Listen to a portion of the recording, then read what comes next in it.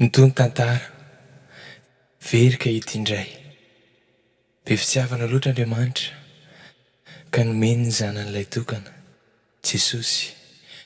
mba tsy ho very sy rehetra mino azy fa mba hanana fiainana mandrakizay. Babo Babon'i Jesosy.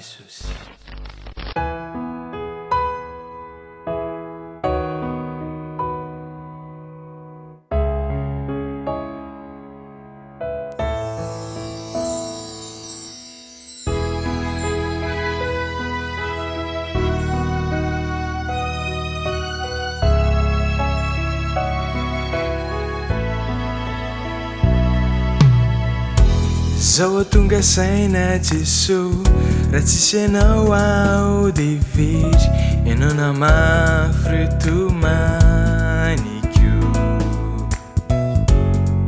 nanasitrana ny fery fitiavanao no mameno ahy iraiky fony anao zao le fotoana amborako ny ao ampoko ianao le safiriko nampitraka indray ka velona kiraiky fony anao Babo aho resinao ny fo resy latra Babo aho resinao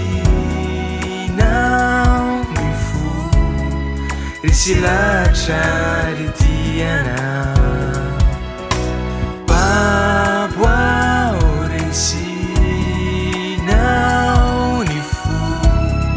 resy latra ny anompo anao Babo aho resinao resy latra ny anompo anao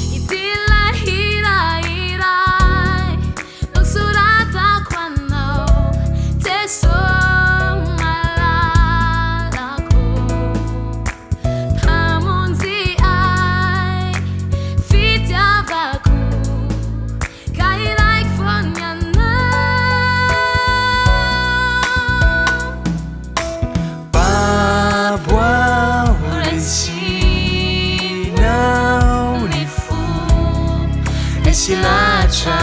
ritianao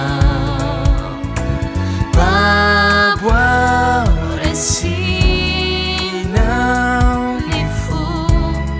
resy latra ritianao Babo aho resinao ny fo resy latra ny anompo anao Babo aho resinao ny fo resy latra